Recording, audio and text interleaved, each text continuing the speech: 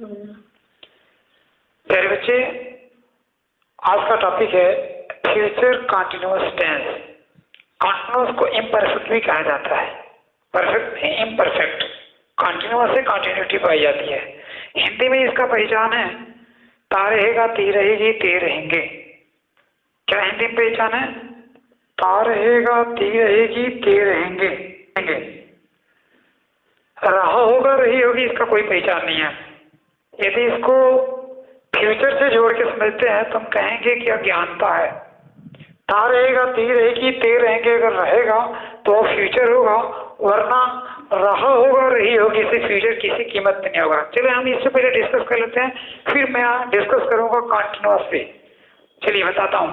और आज मैं इसको बताने का मेरा पर्पस क्या है कि जितनी भी भ्रांतियां हैं उन भ्रांतियों को मैं दूर कर सकूं। जैसे मैं बताऊंगा यार कि कंटिन्यूअस की उत्पत्ति कैसे, यानी फ्यूचर कंटिन्यूअस की उत्पत्ति कैसे। आगे मैं बताऊंगा कि किस तरह से यह फ्यूचर होगा, नहीं तो फ्यूचर नहीं हुआ करता है। फिर और उसके बाद से जो भी तर्क आएंगे अफर्मेटिव में, नेगेटिव में, नेगेटिव में, मैं उसको देता जाऊंगा। कंसेप्ट को पूरी तरह से क्लियर कराऊंगा। आगे बढ़ रहा हूं। तो ता रहेगा, एक सवाल लीजिए, वो बैठा रहेगा, वह बैठा रहेगा। और इसे मैं कह दूं, इसमें तो इसका पहचान ही नहीं दिखा। आगे चलते हैं, इसको देख लीजिए। वह जाता रहेगा, या वह जाता हुआ रहेगा। अगर इसे कह दिया जाए वह जा रहा होगा, तो इस सेंटेंस को भी किताबों में या तमाम लेक्चरों में मैंने सुना है कि इसको फ्यूचर की संज्ञा दे दी गई है कि ये फ्यूचर कंटिन्यूअस है। किसी कीमत में फ्यूचर नहीं है। फ्यूचर होने के लिए शर्त है कि जो भी सेंटेंस हो, उस सेंटेंस का भाव इस तरह से हो कि वो आने वाले समय में घटित हो, या हो रहा हो, या हो चुका हो, यानी जी कंटिन्यूअस हो, परफेक्ट हो या इंडेफिनिट हो, कुछ भी हो, वो आने वाले समय में होवे। तो इसमें देखिएगा किसी कीमत पे फ्यूचर का भाव नहीं पाया जा रहा है। वह जा रहा होगा, हम लोग यहीं पे हैं, काम हो रहा है। ये कंटिन्यूअस किसी कीमत पे नहीं हो सकता। जरा इसको देखा जाए, वह जाता रहेगा, यानी आने वाले समय में जाने की क्रिया उससे होती रहेगी, यानी वह जाता रहेगा। इन दोनों में अंतर समझ में आ गया। वह जा रहा होगा, ये किसी कीमत पे कंटिन्यूअस, फ्यूचर कंटिन्यूअस नहीं है, यही फ्यूचर कंटिन्यूअस है। इसमें भी फ्यूचरिटी का भाव पाया जा रहा है, फ्यूचर है। देख लीजिए फ्यूचर है कि नहीं है। आगे देखिएगा, वो बैठा रहेगा, वो बैठा रहेगा, यानी आने वाले समय में काम जारी रहेगा। कौन सा काम जारी रहेगा? कौन सा काम होगा? बैठने का काम। तो इस तरह करके ये भी फ्यूचर, लेकिन ये फ्यूचर नहीं है। तो इसीलिए मैंने लिखा है रहा होगा। जब भी पहचान आएगा तो इसको फ्यूचर नहीं समझेंगे। ये तो रहा अभी हिंदी सेंटेंस का कंसेप्ट क्लियर कराना। अब मैं आगे बढ़ रहा हूँ, ये कंटिन्यूअस कैसे होगा इसको मैं क्लियर कराने की कोशिश करूंगा। आगे देखिए, फिर मैं पूरी बात बताऊंगा। कंटिन्यूअस है, फ्यूचर है। देखिएगा, फ्यूचर है तो शैल या विल जरूर लगेगा, शैल या विल लगेगा। जब भी फ्यूचर होगा तो शैल और विल लगेगा। आई और ई के साथ शैल लगाया जाता है, बाकी सबके साथ विल लगाया जाता है। और मॉडर्न में जब चलेंगे तो मॉडर्न में तो स्पीकिंग वालों ने शैल को बिल्कुल छोड़ ही डाला है। लेकिन मैं गारंटी के साथ कह रहा हूँ कि शैल किसी कीमत पे छोड़ा नहीं जा सकता ग्रामर के आधार से। यानी ग्रामर कहता है कि किसी कीमत पे शैल से जुदा नहीं हो सकते, लेकिन स्पीकिंग की भाषा कह रही है कि जुदा हो जाएंगे, लेकिन इसमें भी जुदा नहीं होंगे। हम इसका लेक्चर बताऊंगा, जिससे आऊं तो शैल ही लगेगा। शैल आई कम, शैल आई कम, आऊं बिना शैल के बनेगा ही नहीं। फिर बताइए, हम शैल का प्रयोग ही नहीं करेंगे तो बनेगा किसे? तो ऐसा नहीं है कि हम सिर्फ विल का ही प्रयोग करेंगे। ठीक है, आगे बढ़ रहा हूं। तो फ्यूचर होने के लिए शैल और विल, फ्यूचर होने के लिए शैल और विल, और कॉन्टिन्यूअस होने के लिए क्या चाहिए? कॉन्टिन्यूअस तभी होगा जब उसके साथ बी लगेगा और क्रिया में आईएनजी, यानी जब वर्ब बी के साथ वर्ब में आईएनजी जोड़ा जाता है, यानी प्रेजेंट पार्टिसिपल का प्रयोग किया जाता है वर्ब बी के साथ, तो वह कॉन्टिन्यूअस हुआ करता है।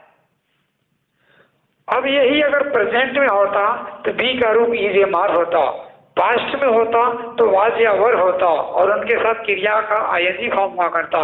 लेकिन यह न प्रेजेंट में है न पास्ट में है, और जब प्रेजेंट और पास्ट नहीं होगा तो बी खुद जाया करेगा।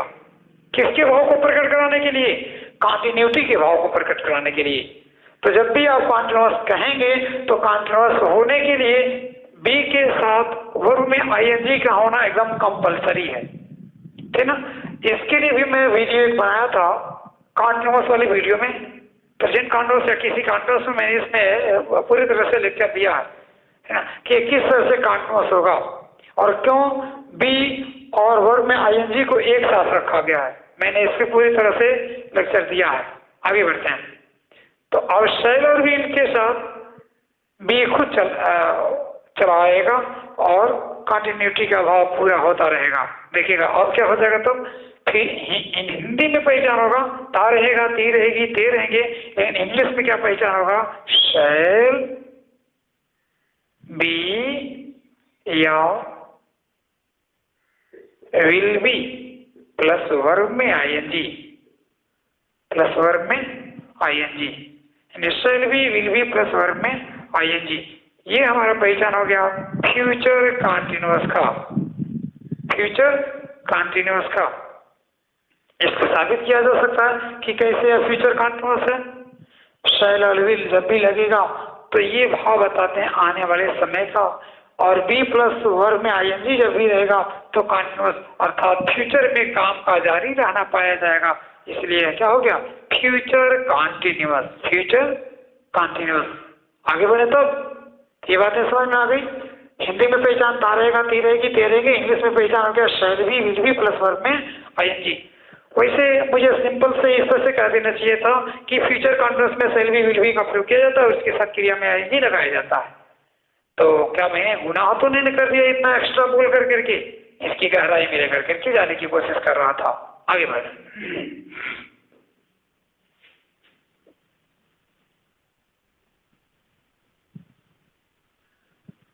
अब आगे क्या जानना? आपका सेंटेंस अफर्मेटिव होगा या निगेटिव होगा या इंटरोगेटिव होगा, तो अफर्मेटिव का रूल जाना। अफर्मेटिव सेंटेंसेस, अफर्मेटिव जो सेंटेंस होगा तो शैल और विल देख लीजिए।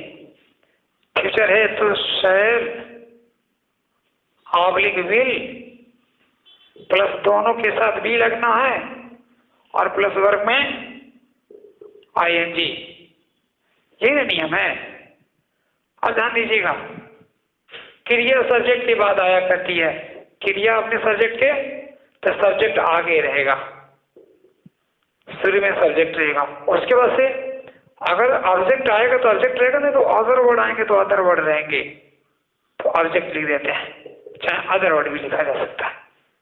क्रिया कहाँ हो गई? बीच में हो गई। ये इतना पूरा भाग क्रिया है, ये पूरा भाग क्या कहलाएगा? क्रिया। अब इसमें से भी जब डिवाइड करेंगे तो ये डिवाइड होएगा, और या कोई हेल्पिंग वर्ब होगा तो कोई मेन वर्ब होगा। अब हेल्पिंग वर्ब, इसको हेल्पिंग वर्ब कहेंगे और इसको मेन वर्ब कहेंगे, इसको मेन वर्ब कहेंगे। और आगे बढ़ते हैं। चलिए, अगर नहीं शब्द आएगा तो नहीं शब्द क्या अंग्रेजी देख लीजिए कहाँ बनाएंगे। अफर्मेटिव तो हम हेडिंग लगा रखे हैं, लेकिन यही जान लीजिए शैल और विल के बाद से नहीं का अंग्रेजी बना देंगे ना, वो निगेटिव हो जाएगा, आएगा वहां देखा जाएगा। शैल में अफर्मेटिव वर्ब होगा सब्जेक्ट के बाद से शैल या will plus be plus verb में आईएनजी प्लस ऑब्जेक्ट। आगे बढ़ते हैं।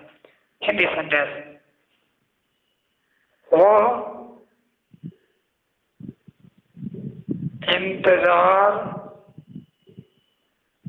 इंतजार करता रहेगा, करता रहेगा, कर रहा होगा नहीं, करता रहेगा, वह इंतजार करता रहेगा।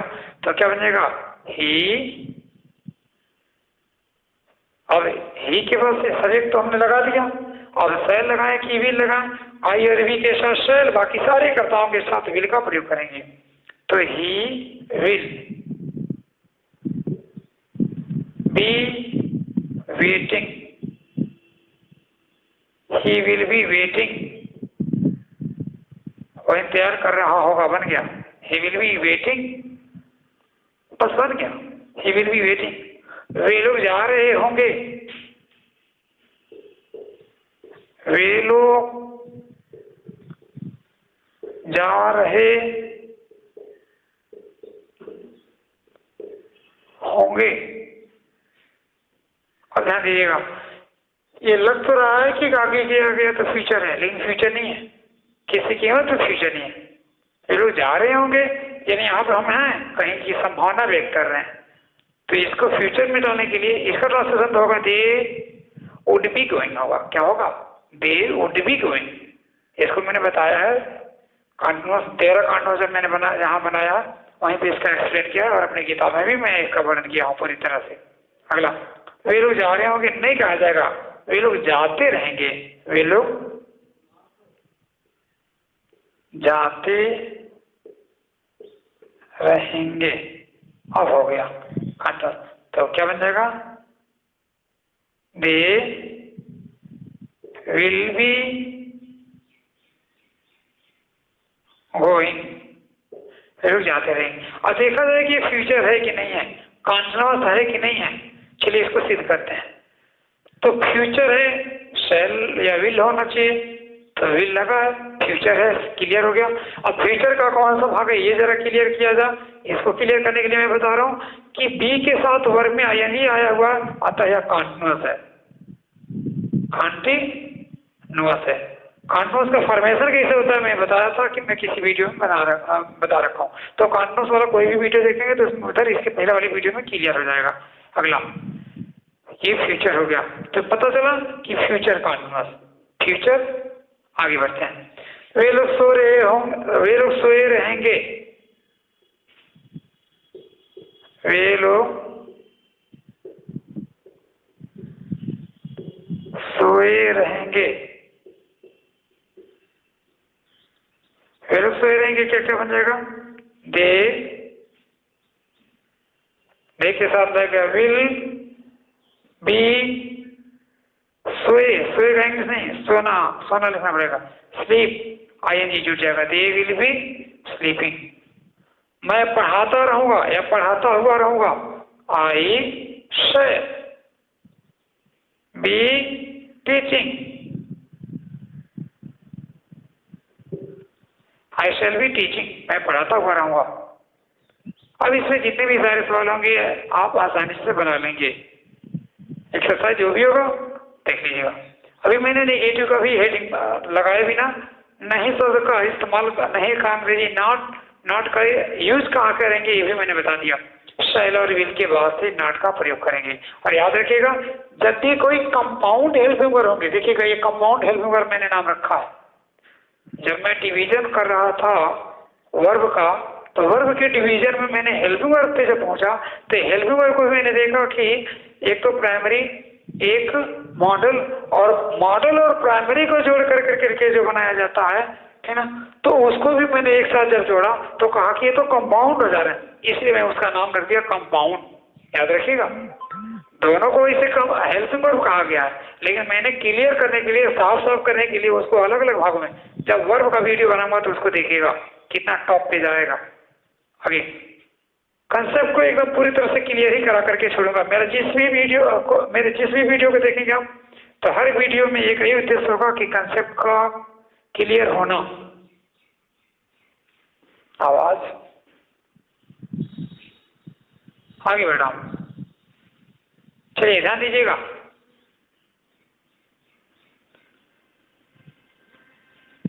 नेगेटिव जानना आपको, तो नेगेटिव का मैंने रूल दे दिया है। नेगेटिव सेंटेंसेस, नकारात्मक वाक्य, नहीं की इंग्लिश कहाँ बना दी जाएगी? शैल या विल के बाद से नहीं की अंग्रेजी नॉट बनाई जाएगी। ऐसे वो यहाँ नहीं आता रहेगा, मैं तुम्हारा इंतजार नहीं करता रहूंगा, वे लोग तुम्हारी मदद नहीं करते रहेंगे। अगला ध्यान दीजिएगा, वो तुम्हें बिना पैसे के नहीं पढ़ाता रहेगा, वो तुम्हें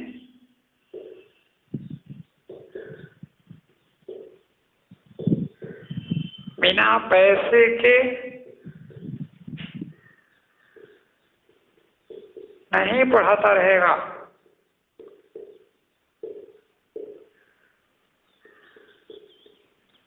क्या बनेगा?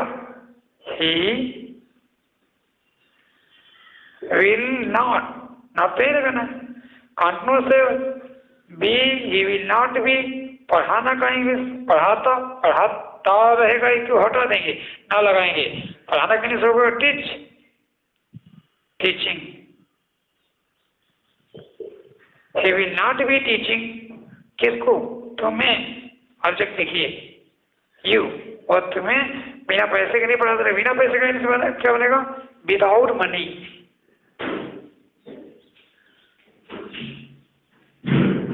विदाउट मनी, और तुम्हें बिना पैसे के नहीं पढ़ाता रहेगा। हम लोग तुम्हारा इंतजार नहीं करते रहेंगे, क्या बन जाएगा? We shall not be waiting, हम लोग नहीं इंतजार करते रहेंगे, किसका? तुम्हारा, फॉर यू। कहेंगे फॉर कहाँ से आ गया? तो मैं इसके पीछे वाले वीडियो में बताया था कि जब भी वेट शब्द आए तो वेट के बाद से अगर ऑब्जेक्ट आएगा तो फॉर लगेगा, नहीं है यदि ऑब्जेक्ट नहीं आता है तो फॉर भी नहीं लगेगा। लेकिन ऑब्जेक्ट यदि आएगा तो इसी ऑब्जेक्ट के कारण इस फॉर की उत्पत्ति यहाँ पे हो रही है। तो कुछ क्रियाएं हैं जिन क्रियाओं के बाद प्रीपोजिशन का प्रयोग किया जाता है यदि कोई ऑब्जेक्ट आए तब, और यदि उन क्रियाओं के बाद से कोई ऑब्जेक्ट नहीं आता है तो किसी प्रीपोजिशन का प्रयोग नहीं होता। आगे बढ़ते हैं। We shall not be waiting for you, हम तुम्हारा इंतजार नहीं करते रहेंगे। ये हमारा रहा नेगेटिव सेंटेंस। अब हम आगे बढ़ना चाह रहे हैं, बताना चाह रहे हैं interrogative first type, yes no answer type interrogative, yes no answer type interrogative, interrogative sentence. Interrogative sentence में देखिए क्या होगा, शैल या विल को सब्जेक्ट से पहले लिखना इंट्रोगेटिव कहलाएगा। जो क्रिया सब्जेक्ट के बाद आ रही थी उस क्रिया में इन्वर्जन आ रहा है। अब इन्वर्जन क्यों हो रहा है, इसमें बिखराव क्यों हो रहा है, बदलाव क्यों हो रहा है, तो इसका कारण जब तलाशेंगे तो पता चलेगा कि किसी कारण से हुआ इंट्रोगेटिव होने के लिए, तो इसको कहेंगे कि ये इन्वर्टेड फॉर्म में हो गई क्रिया। क्रिया के इस रूप को कहेंगे inverted form of the verb, यानी क्रिया सब्जेक्ट से पहले आ गई अर्थात क्रिया इन्वर्टेड फॉर्म में आ गई, क्रिया इन्वर्टेड फॉर्म में आ गई। और इसी को एक शब्द में कहेंगे इन्वर्जन। क्या कहेंगे? इन्वर्जन। यानी क्रिया जो सब्जेक्ट के बाद आया करती है वह सब्जेक्ट से पहले जब आ गई तो इसमें बिखराव पैदा हुआ। इसी बिखराव के कारण इसको कह दिया गया कि इन्वर्जन इसमें हो गया है। क्रिया के इस रूप को inverted form of the verb कहा जाता है। आगे चलते हैं तो हम इन्वर्जन का रूल लगा लेते हैं इंट्रोगेटिव में। अब हाँ, तो क्या बताएंगे? शैल या विल को बाहर लिखने सब्जेक्ट से पहले, shall oblique will plus subject plus, अब भी यही रहेगा, अगर नहीं शब्द आएगा तो यही रहेगा, तो यही जान लीजिए, बी प्लस वर्ब में आईएनजी प्लस ऑब्जेक्ट, अब क्वेश्चन मार्क लगाना जरूरी है। क्या इसमें कुछ नया आपको दिखा? कुछ नया नहीं है, सब पुराना है। बस एक शब्द परिवर्तित नजर आ रहा है, शैल और विल सब्जेक्ट से पहले आ गया, जो सब्जेक्ट के बाद आ रहे थे। आगे बढ़ना है। क्यों आया? इंट्रोगेटिव होने के कारण आया। जैसे हिंदी सेंटेंस कैसे शुरू होंगे? क्या वे लोग, क्या वे लोग अंग्रेजी बोलते रहेंगे? अंग्रेजी बोलते रहेंगे। क्या वे लोग अंग्रेजी बोलते रहेंगे? क्या बन जाएगा? वे लोग इंग्लिश में कहते हैं, दे के साथ लगेगा विल, विल को लिखेंगे पहले। क्यों? क्योंकि इंट्रोगेटिव है। हाँ या ना में आंसर तलाशा जाए। इसे को कहेंगे yes no answer type interrogative. Will they, क्यों मैंने विल लगाया? सब्जेक्ट हमारा दे आया हुआ। अगर आई और वी होता तो शैल लगाता। विल दे बी, बोलना के इंग्लिश होगा स्पीक, आई एन जी जोड़ दिया जाएगा। Will they be speaking English, will they be speaking. क्या वे लोग अंग्रेजी बोलते रहेंगे? इंग्लिश का ही कैपिटल क्यों लिखा गया? क्योंकि वो प्रॉपर नाउन है। भाषा प्रॉपर नाउन है ना, जगह का नाम प्रॉपर नाउन है, किसी व्यक्ति का नाम प्रॉपर नाउन है, किताबों का नाम, किसी कंपनियों का नाम, किसी का भी पर्सनल जब नाम आएगा वो प्रॉपर नाउन होगा। और उसको सेंटेंस में कहीं भी लिखेंगे तो कैपिटल लेटर से लिखा जाएगा। आगे क्या?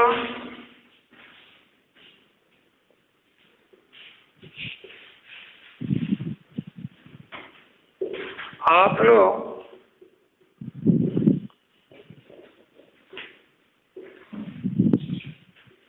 इंतजार करते रहेंगे तो क्या बनेगा? Will you be waiting, will you be waiting. क्या आप लोग इंतजार करते रहेंगे? क्या वे सब काम करते रहेंगे? Will they be working, will they B. आगे बढ़ जा रहे हैं।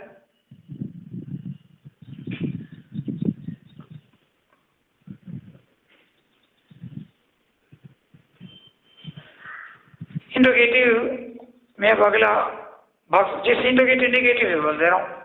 क्या आप नहीं पढ़ते रहेंगे? Will you not B. तो क्या बताया था ना, अगर ये नेगेटिव सिर्फ होता तो शायद यू के बाद से ये विल आता और उसके बाद से नॉट लगाते, लेकिन इंट्रोगेटिव हो गया इसलिए विल को पहले लिख दिया। हो तो गया वही एक नियम। Will you be, will you not be reading. जरा इस सेंटेंस का विश्लेषण किया जाए कि यह सेंटेंस कैसा है। हेडिंग तो हमारा फ्यूचर कंटिन्यूअस का। क्या हम जो सेंटेंस लिख रहे हैं वो फ्यूचर कंटिन्यूअस का सेंटेंस है या नहीं? चलिए देखते हैं। फ्यूचर कंटिन्यूअस, विल लगा है तो फ्यूचर है।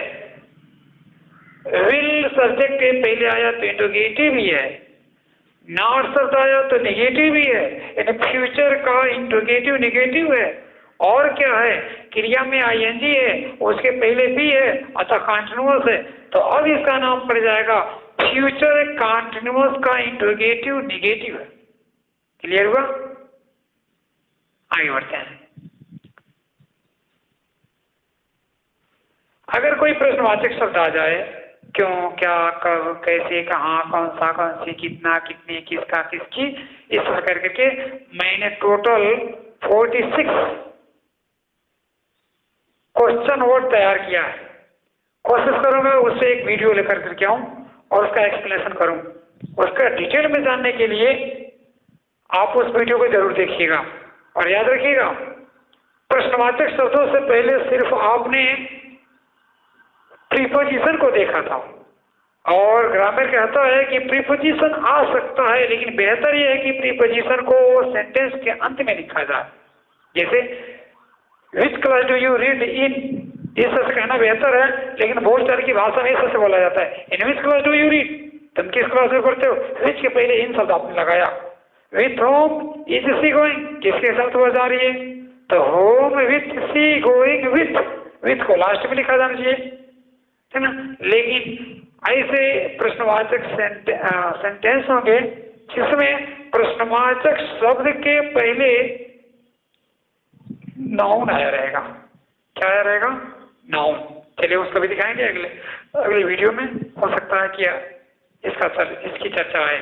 और कितने प्रश्नवाचक शब्द आएंगे, 46 है ना, थोड़े नहीं है। आप कहेंगे क्यों, क्या, कब, कैसे, कहाँ, कौन सा, कौन से, कितना, कितने, किसका, किसकी, इससे ज्यादा क्या होगा, है ना। अब देखिएगा इससे ज्यादा क्या होगा आगे। तो अब हमारा टॉपिक क्या आया, इंट्रोगेटिव। प्रश्नवाचक शब्द आएंगे, सबसे पहले प्रश्नवाचक शब्दों की अंग्रेजी बनाई जाएगी, उस क्वेश्चन वर्ड की अंग्रेजी बनाई जाएगी। फिर उसके बाद से रूल ऑफ इंट्रोगेटिव अर्थात इन्वर्जन का नियम लगा देंगे, यानी क्वेश्चन वर्ड के साथ इन्वर्जन, अर्थात सब्जेक्ट से पहले सहायक क्रिया का होना इन्वर्जन कहलाता है। क्लियर हुआ। इंट्रोगेटिव सेकेंड टाइप या WH टाइप इंट्रोगेटिव होगा। कौन सा इंट्रोगेटिव, WH टाइप इंट्रोगेटिव। चलिए, वह क्यों बैठी रहेगी, वह क्यों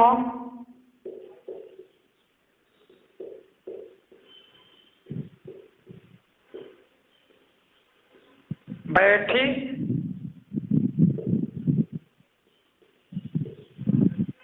रहेगी, बैठने का काम क्यों जारी रहेगा उसका, बैठने क्यों कहेंगे सबसे पहले बनेगा वाई,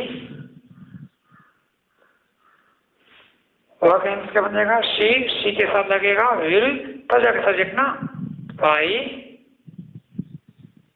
विल शी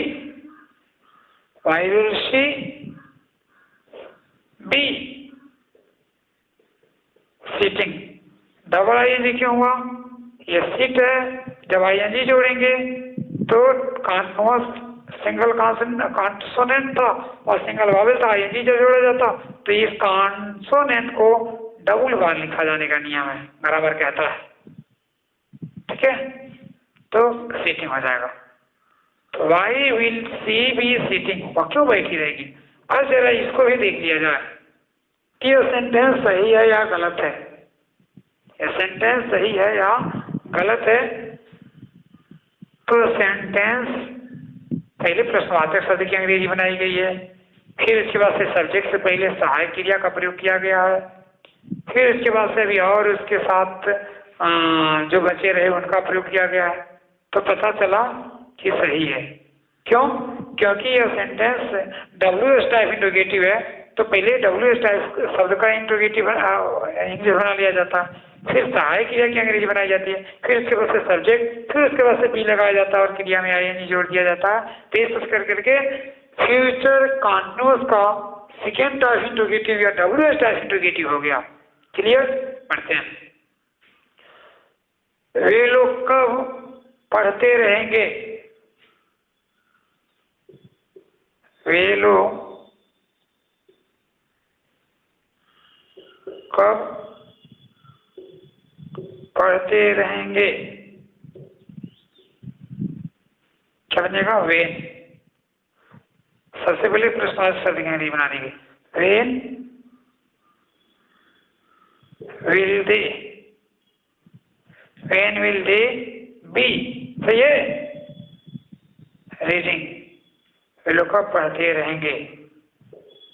याद रखिएगा जब कॉन्टिन्यूअस बना रहे होंगे, नए होंगे तो बी छूट जा रहा होगा, बनाएंगे तो इसका ख्याल रखिएगा बी ना छूटे, बी ही छूटा करता है, और बी छूटा फिर किसी कीमत पे सेंटेंस सही नहीं होगा। क्यों, क्योंकि बी वर्ग में ING बिना बी के आ ही नहीं सकता। आगे, वे लोग क्यों गाली देते रहेंगे, तुम क्यों गाली देते रहोगे, राधा क्यों मारती रहेगी, राधा उसे क्यों गाली देती रहेगी। तो ऐसे सेंटेंस आए तो क्या करेंगे, why will Radha, why will Radha be abusing या बीटिंग,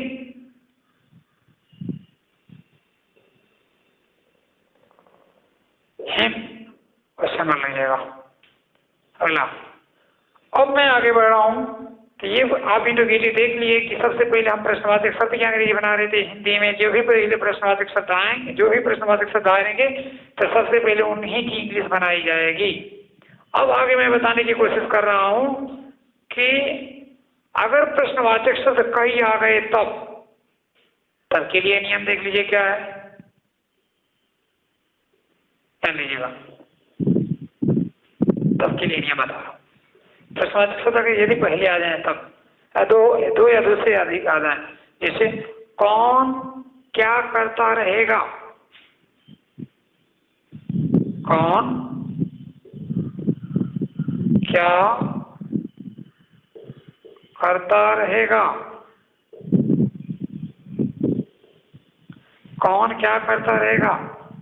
अब ये नहीं क्लियर हो पा रहा है इसकी इंग्लिश पहले बने कि इसकी इंग्लिश पहले बने, लेकिन याद रखिएगा एक सेंटेंस सब्जेक्ट बिना अधूरा होता है, सब्जेक्ट होना उसमें जरूरी है। स्पीकिंग की भाषा में सब्जेक्ट इसलिए छिपा लिया जाता है क्योंकि सब्जेक्ट वहीं मौजूद होता है, ठीक ना। जैसे आ रहा हूं तो जस्ट कमिंग क्या बोला जाता है, जस्ट कमिंग, ठीक ना, ऐसे बोल देते हैं आ रहा हूं। आपने छिपा क्या लिया, अपने आप को छिपा लिया, आई एम इतना छिपा लिया। सेंटेंस सही है, ठीक ना, छिपा क्यों, ये डायरेक्ट अब कर्ता मौजूद है इसकी वजह से छिप गया। अब ऑब्जेक्ट भी मौजूद होता तो छिप जाता, ठीक है। तो इस तरह करके क्या पता चला कि स्पीकिंग की भाषा कुछ और है। हाँ, तो अब इसमें हम आगे बताने की कोशिश कर रहे हैं। हाँ, लेकिन इसकी भी स्पीकिंग नहीं है। आप चाहें कि बिना इसके स्पीकिंग कर सकें तो इम्पॉसिबल है। इसलिए मेरा हर क्लास स्पीकिंग के लायक हो रहा है, और बिना इसके मैं तो बहुत पहले की बात बता रहा हूँ कि हमारे एक स्टूडेंट हमसे पढ़े और पढ़ने के बाद से कहे जाने लगे दिल्ली, तो दिल्ली जा रहे थे तो बोले कि सर आपने हमें स्पीकिंग नहीं सिखाई। तो मैं कहा कि आप घबराएं नहीं, आपको स्पीकिंग सिखा दिया गया है। आपके पास फ्लुएंसी इसलिए नहीं है क्योंकि आप पे उस तरह का एटमॉस्फेयर नहीं है, आप कौन सा रूल नहीं जानते। कहे कि अच्छा जरा बताइए। टेस्ट होने लगा, सारे प्रश्नों का आंसर देने लगे। फिर जब ढल गए उस माहौल में वो कुछ ही दिनों बाद, तो उन्होंने कहा कि सच बात है सर, है ना। ऐसे करके एक और थे, वो मैकेनिक थे, मैकेनिक के बाद से चले गए बाहर, दुबई गए, हमसे पढ़े रहे। तो कह रहे थे कि बस मुश्किल से 5-6 दिन वहाँ पे हमको दिक्कत हुई, उसके बाद से तो फ्लुएंसी हमें वैसे ही आ गई। तो हमने उनको स्पीकिंग नहीं सिखाया था, हम सिर्फ उनको ट्रांसलेशन सिखाए थे। और ट्रांसलेशन में उतना दम है कि स्पीकिंग यहीं से शुरू होता है।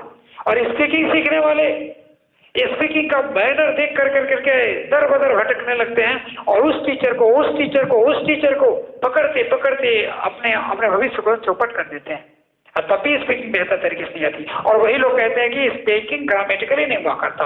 कौन कहता है कि स्पीकिंग ग्रामेटिकली नहीं होता? क्या अपनी भाषा में आप कहते हैं मैं आ रहा, मैं आ रही हूँ, चाहे वह मेरी माता जी आ रहा है, ऐसे कहते हैं? क्यों नहीं कहते हैं? अपनी भाषा में समझ जा रहे हैं, लेकिन इसमें क्यों नहीं समझ पा रहे हैं?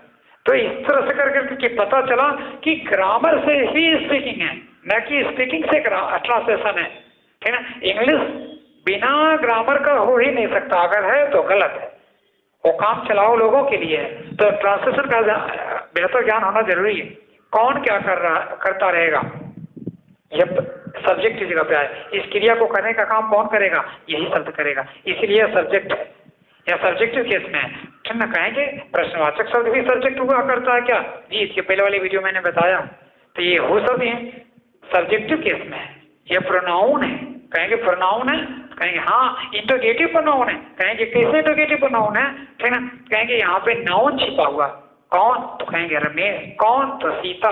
तो हाँ, ये नाम को जो छिपा लिया करता है वो प्रोनाउन ही हुआ करता है, तो यह प्रोनाउन है, ठीक ना। तो इसकी इंग्लिश फेलो ने कौन क्या करता रहेगा? वो will be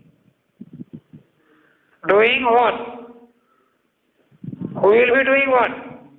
कौन बैठा, कौन कहाँ पढ़ता रहेगा? Who will be, सॉरी, हाँ हो तो क्या, कौन कहाँ पढ़ता रहेगा, who will be reading where, कौन कैसे क्या करता रहेगा, who will be doing what and how लगाना पड़ेगा, हिंदी में नहीं एंड आया। क्या तो ये सब कर करके इसकी गहराई में हम ले जाने की कोशिश कर रहे थे। आप जितनी गहराई में जा सके हो अब तो आप जानेंगे। यदि पूरी तरह से बात समझ में नहीं आई, जहाँ पे दिक्कत हो रही है, एक बार और बैक होकर करके वीडियो को देख लीजिएगा और समझिएगा। नहीं समझ में आएगा तो कमेंट बॉक्स में लिख करके डालिएगा। मैं कोशिश करूंगा कि इस पर एक और वीडियो मैं बनाऊं, फिर अपलोड करूंगा और आप उससे लाभ लीजिएगा। चलिए इतना ही के साथ आज हम इस क्लास को खत्म करते हैं। That's now.